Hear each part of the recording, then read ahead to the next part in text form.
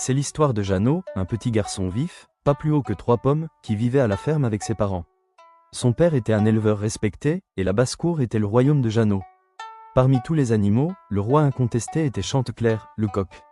Un coq magnifique, une crête rouge vive comme une braise, un plumage au reflet de bronze et d'or, et une voix qui, chaque matin, réveillait non seulement la ferme, mais aussi le village tout entier. Contrairement aux poules, qui le craignaient, Jeannot et Chanteclair avaient un lien étrange, fait d'espièglerie et de respect mutuel. Jeannot ne cherchait jamais à l'attraper, sachant que la dignité de Chanteclair ne le permettrait pas. Le jeu favori de Jeannot était simple mais demandait une grande ruse. Chaque après-midi, le coq se pavanait fièrement au centre de la cour, songeant peut-être à la gloire de sa lignée. Jeannot se postait alors discrètement derrière le vieux puits, une poignée de grains de maïs à la main. Il n'avait pas besoin de crier « Cocorico » pour l'attirer. Il suffisait qu'il imite à la perfection un petit cliquetis, le bruit d'une poignée de maïs tombant sur la terre battue. Chi. À ce son, Chanteclair, l'œil de braise, arrêtait immédiatement sa marche royale.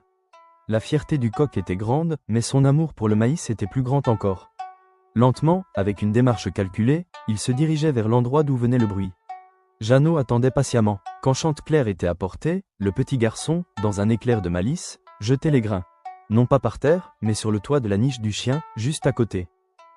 Le coq, trompé, bondissait sur la niche. Cocorico, lançait-il, un peu vexé, tout en picorant rageusement les grains. Mais la meilleure partie du jeu venait ensuite. Jeannot, dissimulé, riait aux éclats. Ce rire clair et aigu était le signal pour Chanteclair. Sachant qu'il avait été mystifié, le coq ne se fâchait jamais. Au contraire, il sautait de la niche, prenait son élan, battait des ailes de toutes ses forces, et lançait le plus puissant et le plus moqueur des cocoricots en direction du puits.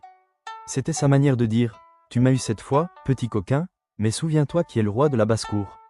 Et Jeannot, en se redressant pour lui faire un clin d'œil, comprenait que dans la vie, même un coq peut vous apprendre que la ruse la plus amusante est celle qui se partage dans la bonne humeur.